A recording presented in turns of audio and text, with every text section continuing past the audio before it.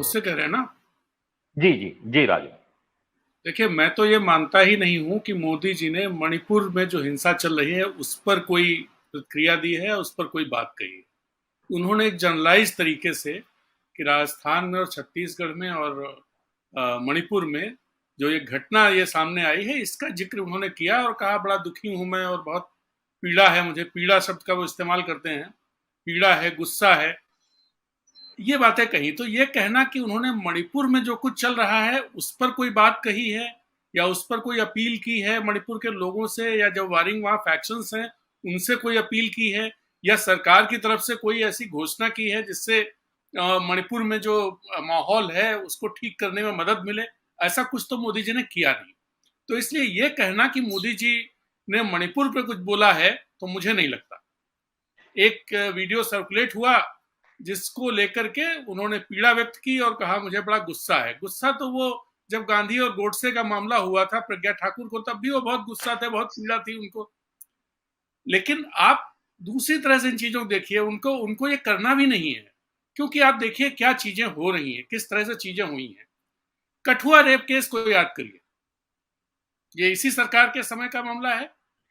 Kathua rape case, उस समय जम्मू कश्मीर में भी उनकी सरकार थी, भारतीय जनता पार्टी की मिलीजुली सरकार थी। उसमें क्या हुआ था? उसके बाद हाथरस की घटना याद करिए। हाथरस की घटना में जो पत्रकार कवरेज के लिए गए उनको 2 साल जेल में रख दिया गया। तो हाथरस की घटना है। आप और छोड़िए 15 अगस्त, इस 15 अगस्त 2022 को बिल्किस बानो के बलात्कारियों को रिहा कर दिया गया। 15 अगस्त को, इस देश के स्वतंत्रता दिवस पर उन बलात्कारियों को रिहा किया गया और उनके स्वागत हुए वहां पर। और उस पर सरकार की तरफ से कुछ भी अभी तक कुछ आया क्या? क्या मोदी जी ने कुछ बोला?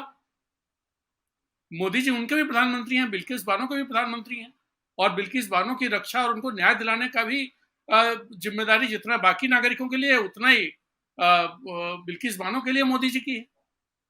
मोदी जी के पूरे उसमें आप एक चीज देखिए, अगर चीजें हिंदू धर्म से जुड़े लोगों के खिलाफ कोई चीज होती है तो मोदी जी बोलते हैं। अगर वो दूसरे धर्मों पर है, आप लिंचिंग के वो देख लीजिए, जो लिंचिंग हुई थी, मुझे याद है 2015 में बिहार का चुनाव चल रहा था, उन्होंने आनंद बाजार पत्रिका को एक इंटरव्यू में दुख व्यक्त किया था। उससे पहले उन्होंने कुछ नहीं बोला था। आनंद बाजार पत्रिका जो बांग्ला का अखबार है, जी उसको उन्होंने उसमें दुख व्यक्त किया था।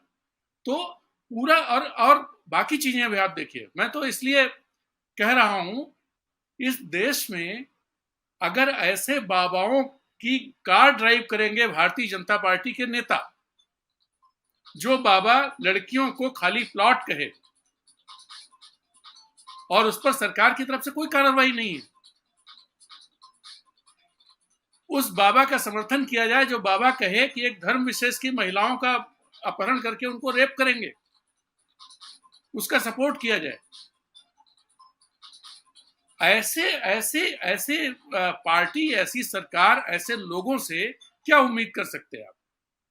मैं तो और बहुत सारी चीजें, जैसे मोदी जी ने क्या, वहां 6 रेप और हुए हैं मणिपुर में जिनमें एफआईआर भी दर्ज हुई, उनका भी जिक्र नहीं किया उन्होंने। वहां के मुख्यमंत्री ने आज क्या बयान दिया है, उससे आप समझिए भारतीय जनता पार्टी या ये जो मौजूदा सरकार है या सरकार चलाने वाले लोग हैं, ये किस तरह सोचते हैं। बीरेंद्र सिंह ने कहा है कि ऐसी तो सैकड़ों घटनाएं होती रहती हैं, मुझे भी परसों पता चला है, कार्रवाई होगी। आप सोचिए कि उस राज्य के मुख्यमंत्री को इस वीडियो के आने से सोशल मीडिया से पता चला, जबकि उसमें एफआईआर वगैरह दर्ज हुई है। तो ये जो लोग सरकार में हैं, ये कितना जिम्मेदार हैं, कितनी गंभीरता से काम करते हैं, या फिर एक एक एक इनकी एक डिजाइन है, उस डिजाइन के तहत काम कर रहे हैं। मुझे तो वो डिजाइन ही नजर आती पूरे उस पे। आप जी मणिपुर को लेकर के देखिए, उस मुख्यमंत्री के खिलाफ किसने बयान नहीं दिए? वहां के लोगों ने कहा कि भाई इनके रहते नहीं हो सकता, पूर्वोत्तर के नेताओं ने कहा कि इनके रहते नहीं हो सकता, भारतीय जनता पार्टी के पूर्वोत्तर के नेताओं ने कहा, लेकिन बीरेंद्र सिंह को हटाने की कोई कहीं कोई वो नहीं दिखाई दे रही कि उनको। और एक बार वो इस्तीफा लेकर निकले फिर वो पता नहीं किन लोगों को उन्होंने बोला, महिलाएं ही आ गई थी जिन्होंने उनका इस्तीफा लेकर फाड़ दिया। तो ये जो सर्कस चल रहा है, ये जो चीजें चल रही हैं, बड़ी खतरनाक है अमरीश जी, बहुत खतरनाक है। आप देखिए आज रविशंकर प्रसाद सिंह ने क्या ट्वीट किया, रविशंकर प्रसाद ने ट्वीट किया है कि ये संसद शुरू होने से पहले ही कैसे आ गया, उन्होंने इस तरह की बात कही है, ये इसके पीछे कोई डिजाइन है। अरे संसद शुरू होने से पहले आए या बाद में आए, जिम्मेदारी ये है कि आपकी सरकार ने उसी समय आपके मुख्यमंत्री को क्यों नहीं पता चला जब ये घटना हुई। इस पर उनको शर्मिंदगी नहीं है, इस पर उनको कोई वो नहीं है, उनको इस बात का है कि साहब ये संसद शुरू होने से पहले क्यों आ गया। एक बात और, दूसरे लोग क्या कह रहे हैं, भक्त लोग शर्मिला इरोम का मामला उठा रहे हैं। शर्मिला इरोम का मामला किसके समय में हुआ था? और हम किसी पार्टी को वो नहीं कर रहे, सारी पार्टियां कमोबेश उस तरह की हैं, लेकिन वाजपेयी जी की सरकार के समय में हुआ था। और शर्मिला इरोम जब भी इस सरकार में भी जब वो छूटी 2014 में अगस्त में, उसके कुछ दिनों के बाद उनको फिर से गिरफ्तार कर लिया गया। 2016 में उन पर कोई आरोप साबित नहीं हुए थे जो उन पर लगाए गए। 2016 में फिर उनको फिर छूटी, फिर गिरफ्तार हुई। तो ये किसकी सरकार के समय हुआ? इन लोग पढ़ते लिखते नहीं, कश्मीरी पंडितों का मामला उठा रहे हैं, कितना क्या हुआ। अरे भाई तब सोशल मीडिया नहीं था, कुछ पढ़ लिख लिया करें लोग, जो लोग उठा रहे हैं। अखबारों में कितनी बड़ी बड़ी खबरें छपी, अभी कांग्रेस की सरकार नहीं थी, कांग्रेस की सरकार में क्या क्या हुआ था, पार्लियामेंट में क्या क्या हुआ था, लोगों को पता नहीं होगा। याद है हमें कि पार्लियामेंट में कश्मीरी पंडितों के समय क्या हुआ, और वहां की सरकार ने, जिसकी हम सब आलोचना भी करते हैं, जब ये एक्सोडस शुरू हुआ था 50 कश्मीरी मुसलमानों को मारा था श्रीनगर में, और तमाम इस तरह की चीजें हुई थी जिनकी आलोचना मैं करता हूं कि वो गलत किया सरकार ने। लेकिन इस तरह की ढेर, जिस नेता को लोग पसंद नहीं करते, फारूक अब्दुल्ला, जिनको ये सरकार नजरबंद कर देती, कह देती है पाकिस्तान परस्त है, उस फारूक अब्दुल्ला को मैंने कितनी बार आंसू बहाते हुए देखा है जम्मू कश्मीर में कश्मीरी पंडितों के लिए, आंसू बहाते हुए। चाहे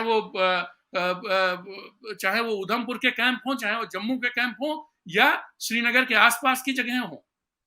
और ये लोग क्या कर रहे हैं, किसी के, आज मोदी जी जिस तरह दिखाई दे, अभी तो वो जब पिछली बार अडानी के मामले पर पार्लियामेंट में राहुल गांधी का बयान आया था, तब उनका गुस्सा देखने को मिल रहा था। आज वो किस तरह से गुस्सा थे, मुझे तो दिखाई नहीं दिया किस तरह गुस्सा थे वो। कुछ वैसे ही दिखाते कि भाई मोदी है एक अकेला, सबको सही कर देगा, मणिपुर को सामान्य कर देगा, दिखाते वो। आज तो वो गुस्सा नहीं दिखा। तब उनको बड़ी पीड़ा हो रही थी कि भाई, और भयानक गुस्सा दिख रहा था उनको भोपाल में गुस्सा दिख रहा था। उनका गुस्सा जब एयरपोर्ट परसों सुबह वो इनॉग्रेट कर रहे थे तब दिख रहा था, उसमें भी बड़े गुस्से में बोल रहे थे। लेकिन आज तो उनके चेहरे पे कोई गुस्सा नहीं।